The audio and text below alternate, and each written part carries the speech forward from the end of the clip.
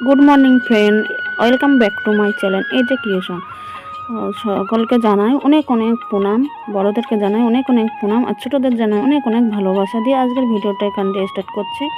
তো দেখো, আজকের একটু অন্যরকমই ভিডিও তোমাদের সাথে শেয়ার করবো। সবসময় একঘেয়েই একরকম ভিডিও তোমাদের ভালো লাগে না, দেখতেও চাও না। এমনিতেও আমার ভিডিও অনেকেই দেখতে চায় না, দেখে কিন্তু ফুল ওয়াশ করে কেউ দেখে না, জানো তো।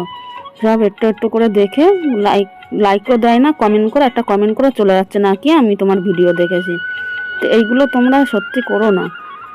এইগুলো করলে না আমার খুবই ক্ষতি হচ্ছে, আমার খুবই অসুবিধা হচ্ছে, জানো। আমার চ্যানেলে প্রচণ্ড পরিমাণে ডাউন হয়ে যাচ্ছে। তোমরা এইগুলো করো না, একটু দেখো ফুল ওয়াশ করে। তোমাদের যদি না দেখতে ইচ্ছা করে দেখো না, কিন্তু তোমরা লাইক না করে কমেন্ট করে চলে যাচ্ছ নাকি তোমার ফুল ভিডিও আমরা দেখছি।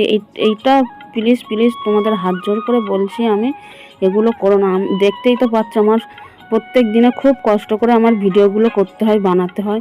সব সংসারের কাজ বাজ করে, তারপরে যেহেতু আমরা ভাড়া থাকি, সবসময় তো জল থাকে না, জল টাইম মতন গিয়ে জল ধরতে হয়, জল ভরতে হয়, ভরে রেখে দিতে হয়, রেখে সেইভাবে আমাদের কাজ বাজগুলো করতে হয়। করে তার মধ্যেও তোমাদের সাথে কিছু কিছু ভিডিওগুলো শেয়ার করি। তাও তোমরা যদি ফুল ওয়াশ করে না দেখো বলো, তাহলে আমার চ্যানেলের ক্ষতি হবে না? তোমাদের দেখতে ইচ্ছা করবে না, তোমরা দেখো না, কিন্তু এইভাবে একটু একটু করে ভিডিও দেখে লাইক না করে কমেন্ট করে চলে যেও না। বারবার বলছি তোমাদেরকে এক কথা। তোমাদের আবার বলছি, তোমাদের যদি না দেখতে ইচ্ছা করে আমার ভিডিও, তোমরা দেখো না। আমার ভিডিও যেমন তেমনই থাক, কিন্তু তোমরা এরমভাবে ভিডিওগুলো দেখো না। দেখো, একটু ফুল ওয়াশ করে দেখো, তাহলে ঠিক আছে। আমি কিন্তু সবার ভিডিও দেখি। আমি অ্যাকচুয়ালি কিন্তু সত্যি কথা আমি ভিডিও দেখার টাইম পাই না। এই যে আমি যে কাজগুলো করি, করতে করতে আমি কী করি, ভিডিওগুলো চালিয়ে একটা করে লাইক আর কমেন্ট করে দিয়ে আমি আমার কাজ করি। করতে করতে আবার একটা ভিডিও শেষ হয়ে যায়, আবার একটা ভিডিও চালু করি, করে তারপরে ওটাতেও আগে লাইক করে শুরু করি ভিডিওটা, লাইক দিয়ে তারপর দেখা শুরু করি। তারপর দেখতে দেখতে একটু কমেন্ট করে দিয়ে তারপরে আমি আবার ফোনটা জায়গার মতন জায়গায় রেখে আবার আমার কাজ করা শুরু করি। তো তোমাদের যদি টাইম না থাকে, তো এই একটুখানি করে ভিডিও দেখে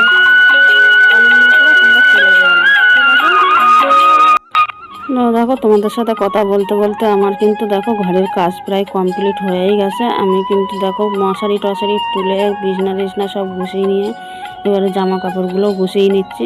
কারণ এটা রোজগারের রুটিন, যে এইখানে জামা কাপড়গুলো প্রত্যেকদিন তোমাদের দাদাভাই বেরিয়ে যাওয়ার পর আমার এটা গোছাতেই হয়, না গোছালে হয় না।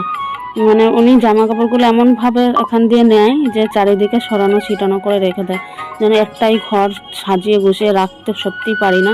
আর যেহেতু শীতকাল তো রাখাই যায় না গুছিয়ে, জানোই, যাদের কষ্টের মধ্যে থাকতে হয় তারাই বুঝতে পারবে এই জিনিসগুলো। আর যেহেতু আমাদের বললাম একটাই ঘর আর ছোট্ট একটা রান্নাঘর, তো রান্নাঘরে যা জিনিস আছে তাই রাখার জায়গা হয় না। আর এই ঘরে তো শীতের জন্য কত জামা কাপড় চারিদিকে এখানে ওখানে ঝুলঝুল করছে, তাও যতটা পারি গুছিয়ে রাখি।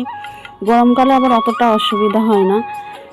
গরমকালে জামা কাপড় গুছিয়ে রাখা যায়, কারণ অল্প অল্প কটাই জামা বাইরে থাকে। আর শীতকালে মনে হয় সব জামা কাপড় বাইরে নিয়ে পার করে রাখি।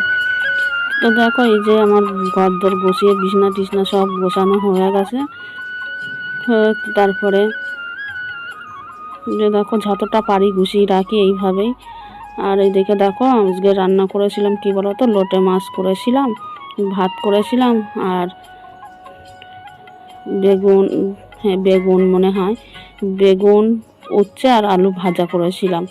আর ওইটা ছিল কালকের একটু ভাত, আর হচ্ছে কালকের একটু ডাল করেছিলাম, সেই ডাল সিদ্ধ।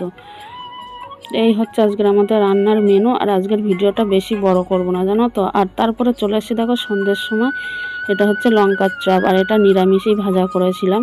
এর মধ্যে পুরফুর দিইনি, কিন্তু খেতে খুবই দারুণ হয়েছিল। তো আজকের এই পর্যন্তই ভিডিওটা। তোমাদের যদি ভালো লেগে থাকে তো লাইক কমেন্ট আর শেয়ার করতে ভুলো না। আর আমার কথাগুলো একটু মাথায় রেখো। তো দেখা হচ্ছে নেক্সট একটা ভিডিওতে। ততক্ষণে ভালো থেকো।